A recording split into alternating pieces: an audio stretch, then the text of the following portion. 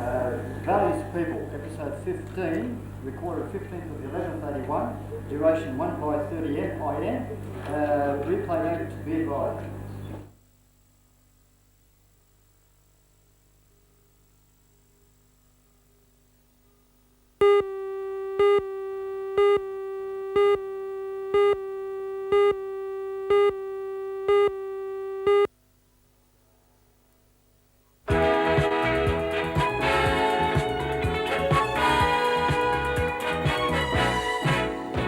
Hello and welcome again to the Valley's People. Today, two more interesting guests. The first is a man that suffered a stroke some 10 years ago, but his activity on behalf of other people is quite phenomenal. And also, we take a look at a property in the Hunter Valley, Belltrees. Not a lot of us have had the chance to see it, but now our visions are increased a lot through a new book which has recently been published by a member of the family, and we'll meet Judy White a little later on. I hope you can stay for today's Valley's People.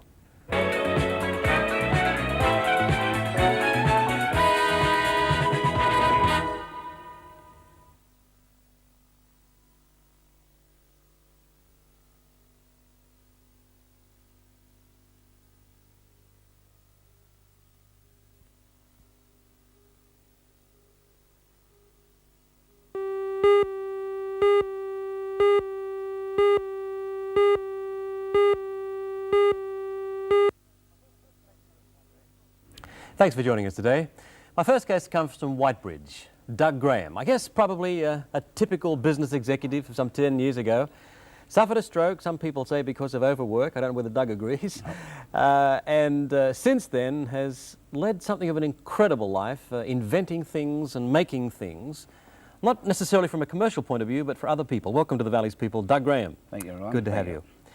Firstly, about your own inability, if you don't mind, to function with two arms and two hands, as most of us can. How did you suffer that? Well, had our arterial closed up, an artery closed up, like water pipes closed up, and the pressure was there, and it just burst in this part of the head, and the motor died. The electric motor that drove the arm died. Yes. The motor that drove the arm, a leg rather, half died. The leg still moves, the arm doesn't. So you've got no movement in that right arm at all? No, it's totally dormant. Oh. It hangs on the shoulder like a brick and a half. Right. 15 pound of weight, nothing else. Oh, I see. And with that now goes this most interesting life that you're living of inventing things for one-armed people. And the thing that intrigues me most about it, Doug, it's hardly like a program of the inventors or something of that ilk, because you're doing the very simple things of life that I guess most of us treat for granted. For instance, I understand inventing a can opener for one-armed people. Yes, well, there's more to a can opener than just opening a can. You've got to have use for it, and if I can go through the lot, Ron. Yeah, right. Basically, you tackle problems like buttering bread and jam on bread. And the average person uses two hands. They grab the bread, they shove it down, they take the margarine or butter, whichever they prefer, and they just hold it in one hand and spread it with the other and take it for granted. Yes. Now, a one-armed person has differently, but it always adds up this way, that the chance of bread falling on a carpet, if you're making a sandwich, is relative to the price of the carpet. 9 times out of 10 when you start like this, next in the carpet. New form of Parkinson's law we're listening to, is it? That's it. Yes. And you've got to stop it. So the first thing is to make two boards, to get a board like this and put two boards around the edge, which hold the bread and hold it firm. Now, what stops that slipping off the table? Oh, that's very interesting. Everything we've made is made so as you can buy it in the local. Underneath, you glue 2 strips of foam rubber. And nothing, well, I should not say nothing, but most things won't stop it. Yeah, lots of glass tops, that's a good test. There's yeah. a full pressure. Well, the first thing we do is place the bread. Right. So now you've got the problem of buttering the bread, opening the top of the butter, or margarine. Yes, oh, I prefer to use the old story margarine. Now, so as we can open, it's held firmly. That's a vice. A vice, a simple vice reliant upon the screw. It's held, the fat comes out. And you butter it like that. You butter it like that. No slipping. So you do all your things that you wish to do that way. You've got to be well trained for the house. Okay, Doug, so now we're going to put some jam on it, and we've got a virgin tin of jam, all locked up. Virgin tin of jam. All right. Man has brought all his props for demonstration today. So now we screw that back in again, Yes. getting a firm grip. Now it can't slip at all now. No, and it's got to be realised a person with one arm is not in the same hurry that a person with two arms is. He can't do the thing, so he just brings himself down to the speed that he can handle himself.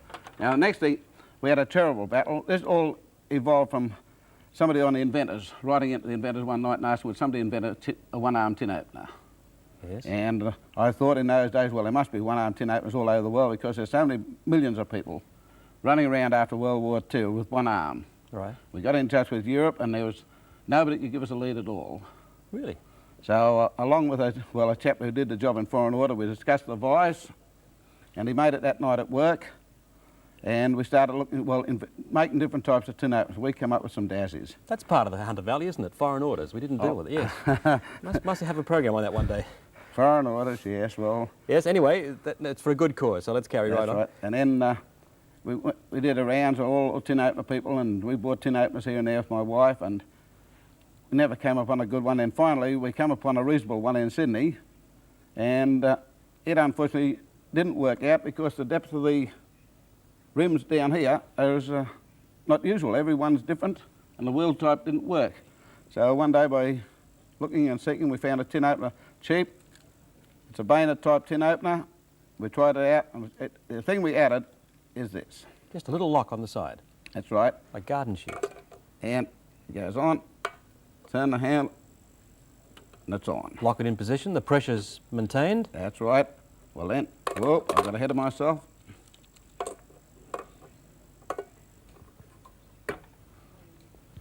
Right. Now the vice is only to hold it stern. So round we go. Aha, I was going to ask you what happened when you got the other side. You turned the tin round. Now you turn the tin around because, as I said, you're not in a hurry. Right.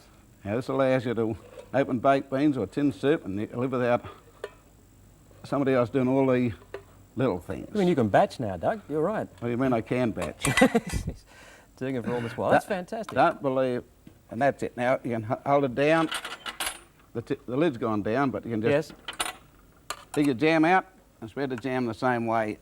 Now, following on the good knife is what they call a rocker knife, and everybody with one arm should use it. It allows you to cut meat. I live on T-bone steaks and anything like that I want. Well, I can just cut a T-bone steak as quickly as you can. And people look and say, "What's that?" Yes. And it's just what's called a rocker knife. And like the usual person like yourself, Ron, you would get over here and you'd drag it across the thing. Right. Well, I Yes. go the other way. My gosh, you must be a big hit at the average restaurant or club, but Doug. Well, People seeing you do that? Well, the point is you go in and let the girls know straight away you've got one arm, explain why, and you get the best steak. Yes, I see. And that's the sandwich made. Ah. Hey, now, what about when you get the typical jar out of the pantry and you got all sizes screw tops and things? How do you overcome that problem? Well, when you can't put it in the door jamb and open it,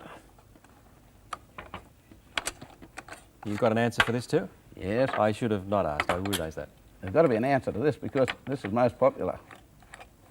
So this will take any size jar, virtually, to the size of the vice grip. Well, take any jar the size of the vice and the circle up here, and it's designed around, well, I'll use it again, coffee jar to Coca-Cola size bottle. Yeah. So anything from Coca-Cola down to, or up to coffee, Oh, yes. you just put it in the vice, hold it,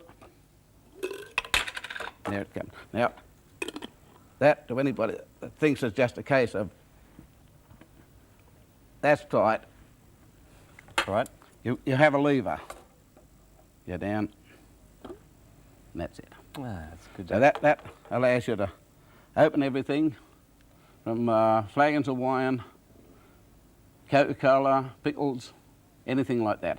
The same thing applies if you want to open a tin of paint. Yes. Small tins of paint, you can put the tin in, get a screwdriver, and instead of the paint tipping over and spoiling everything, it's held, you leave the lid off, baking powder, things like that, it allows Right. you to. Well, Doug Graham, you just sit back there for a minute because there's more to you than the showman. I think we've seen the showmanship coming through now. You're just that sort of effervescent type of person. But seriously though, this disadvantage you had and the way that you've been able to apply yourself to taking very practical problems and solving them, also has led you to helping literally hundreds of people throughout the Hunter Valley in Australia. What motivates you in this regard? Whenever I ask somebody about Doug Graham, they say, oh, he came down one day and he showed me how to do this or showed me how to do that. And these people seem to be living ordinary lives, driving caravans and cars and many things which have been your inventions. Well, I guess it was seeking something to do. When you get up one morning, you lay in bed when you're disabled or getting on, and you say, well, what am I going to do today? And you've got 15 hours or 13 hours to think about, and you've got nothing to do. You go berserk. Now, I'm fortunate that I don't have to think what I'm going to do today. It's what I don't have to do today, what I can get out of doing.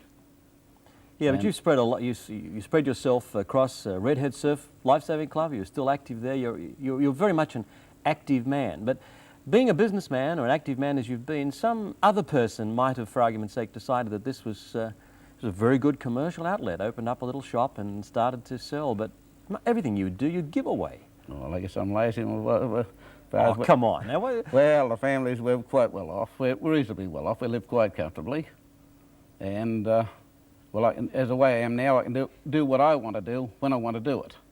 When you tie yourself down to making a living out of it, you tie yourself down to opening at 8 o'clock and being on call. But I'm in that way now. If a person rings up and they belong in Wallumagundy and their husband's just chopped his arm off or something like this, or unfortunately shed an arm, I'm in the position of going out and getting the car and just not being beholden to anybody, just drive up and help. And help. And up to such time as you're disabled, you've got no idea what help means, what that little bit of help means, and the helping word. See, when I was trying to get these made, I went to a lot of places and couldn't get any help at all. And I was struck, and I was thinking, well, where can I go now? I need 40 or 50, you know, you need 40 or 50 at least if I can get them made. And I went across to Gunninan. I spoke to the Master Apprentices at Gunninan's, and he spoke to the manager, and they gave it to the apprentices school at Gunninan's. He rang up, he says, come across and get them. We got 40 for 40, 50 with you. And since then he's made more for me, and that's Gunninan's, so marvellous. Now I'm ready for more now. If somebody can come along now and say that it's a hard thing to ask people to make things for nothing, because everybody thinks you're making money out of it and can't understand, as you said, you're not making money out of it, you're getting satisfaction. Yeah, well, I can vouch for the fact you're not making money out of it, Doug. We're very proud of you. Thanks for coming on today. I know I've asked you to do a little bit of gimmickry. This is not really what this program represents. What it represents is the feeling of the spirit of the people in the Hunter Valley, self-help, help for others, pride in what they're doing, and, you know, a feeling of belonging, and I think that summarises you completely. Thank you for being Doug. And I'll be back in just a moment. After our first Doug Graham, our first guest, I have a very interesting person from Upper Hunter this time for you to meet. Hope you can stay.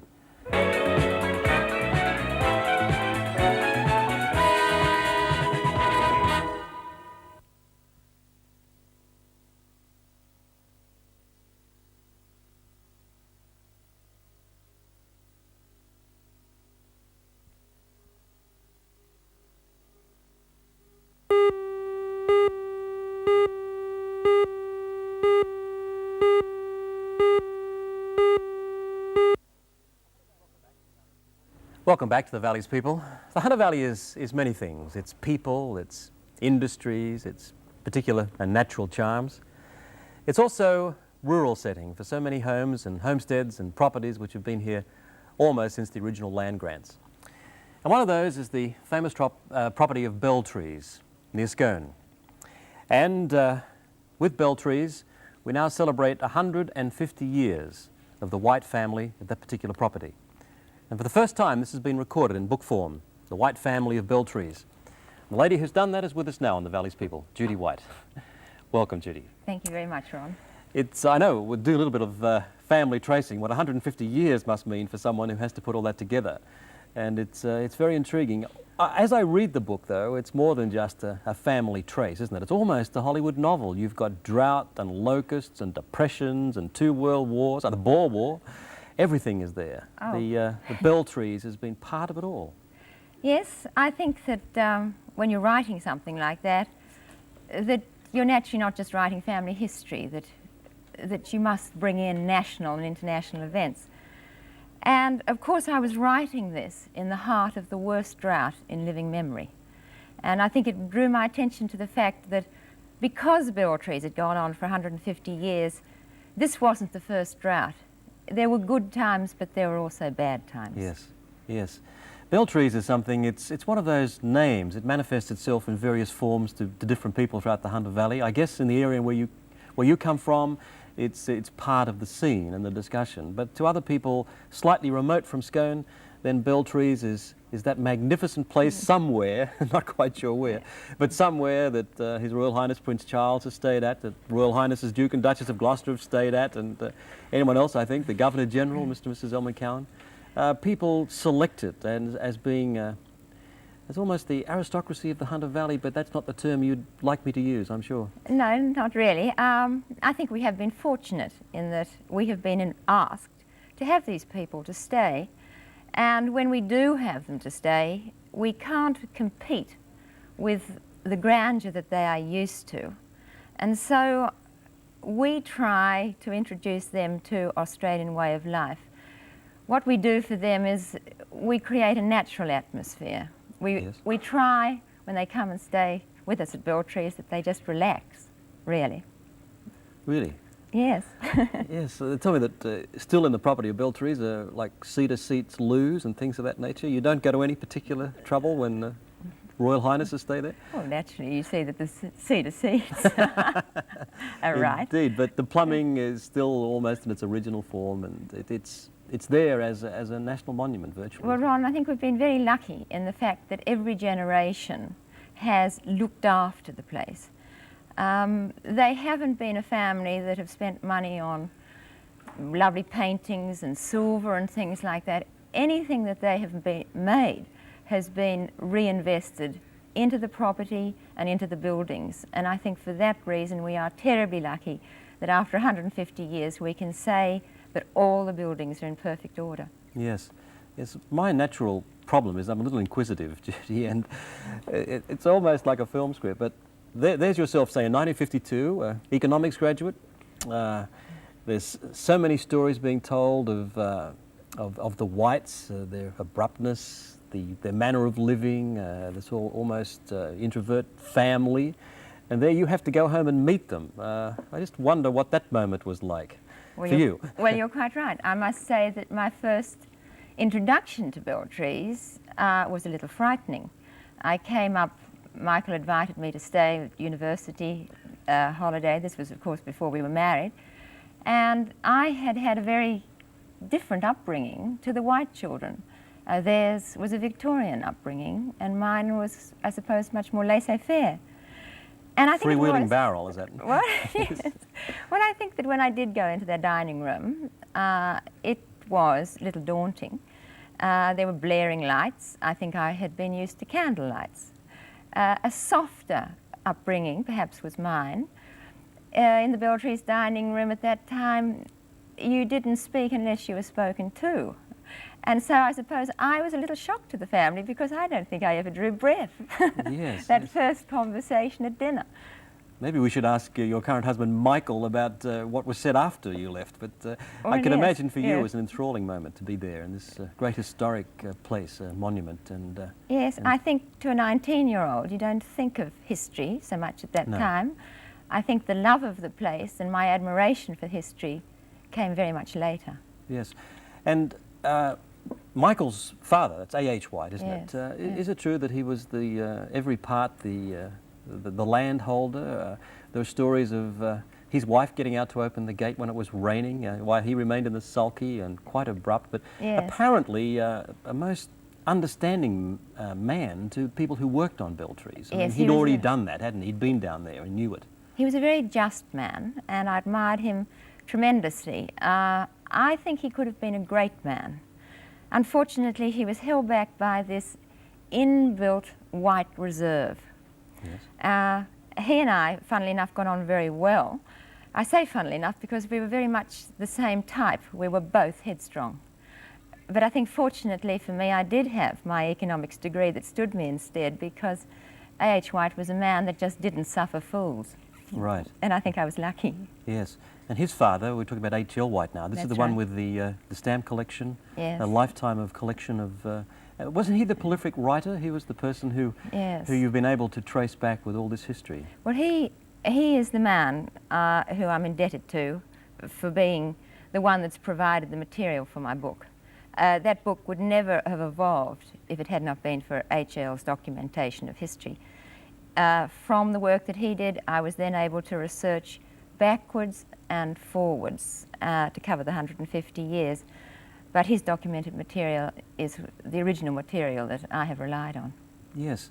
There are great stories going about the number of things that you had to go through. I mean, research for a book is one thing, but some 54,000 different manuscripts, which is the figure I hear, is another thing altogether. Well, 54,000 letters is what I catalogued. Really? Yes, and that was what started me on the book. I never envisaged that I should write a book.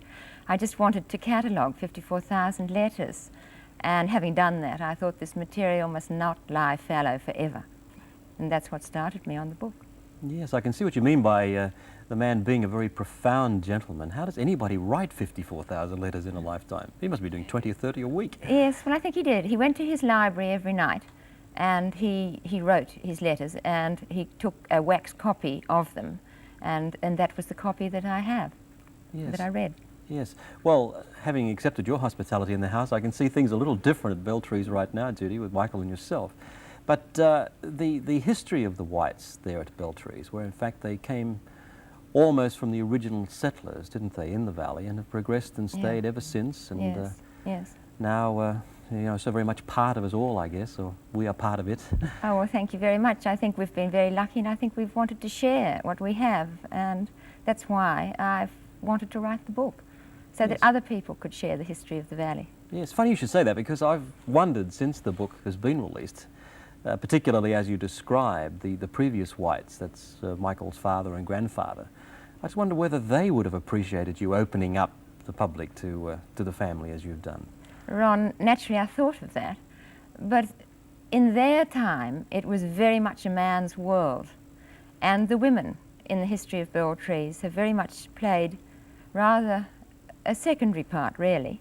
And perhaps they wouldn't have liked it because I'm a woman, but I never would have written the book if I didn't think that they would have liked it, and I think they would have. Yes, well now, of course, your offspring, and Michael and yourself, we're talking about the 6th generation, Yeah. Anthony, aren't we, of the Yeah. Whites? So, and you've, what, 7 children you have, eh? Yes, I've got 7 children. And Well, we've got 7 children. Yes. 5 boys? 5 boys. Yes, so Beltrees with the Whites is short of a place for quite a while to come. Well, I've written in the boys' books that I hope that the Whites of the future, the White brothers of the future, will work and cooperate together like the White brothers did in the past. And this is the only way that Beltrees' heritage has been able to go on, actually. Can I ask you another embarrassing question? Yes. It would also, I think, be the image of the Whites, Judy, that as a mother raising 7 children, it's all very nice because the gardener arrives on Tuesday and Friday, and the cook takes the things out to the maid and so on. I wonder if, is that right or not? That certainly is not right. No, I'm the gardener and I'm the cook. I think people think because you live in an enormous house that you do have a staff. I don't. And I think I have to cut corners, and I do cut corners, or I could never entertain the way and as much as we do. Well, how did you find time then, being, shall we say, a typical mother, to do this and talk to CWA and do all the other things you do around that area? I suppose because I'm a busy person, I have to be occupied. And our youngest child, who is Edward, was 7, and he was off to school. It's called Edward the Seventh, I'm sure. Edward the 7th, yes. And for the first time in my life, I had time on my hands. And I felt that I must utilise that time. Yes. Otherwise, I have always been at home religiously at 3:30 when the children come home for 20 years. And that I'm very strong about. But when Edward was away at school, I had time. Yes. Well, Judy, I think opening up the White family, and in fact opening up Beltrees in a fashion, because through the colour plates and so on in the book we're able to catch a glimpse of it as it was. And I think something has to be said in an interview like this to the work that Michael and yourself are doing.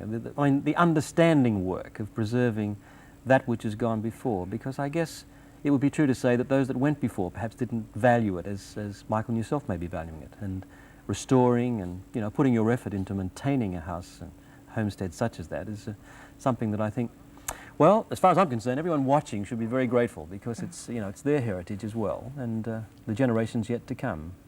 Thanks for being our guest today, Judy White. Thank you for the book, and thank you for the history of the White family, 150 years. It's been our pleasure, and now we know a little bit more about Beltrees. Thank you, Ron.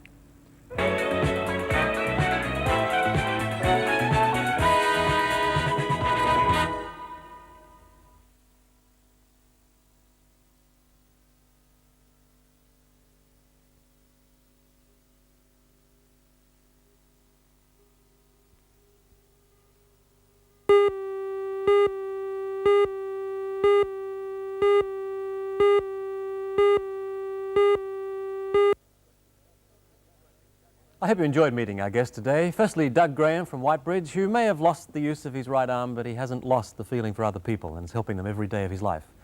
And also Judy White, who has given us the history of Beltrees, now as it is today, under Michael and Judy White and their family, and as it was with the White family over the previous 150 years in the Hunter Valley. I hope you enjoyed our guests, and I hope too that you'll be with us when we meet more people from this Hunter Valley. Goodbye for now.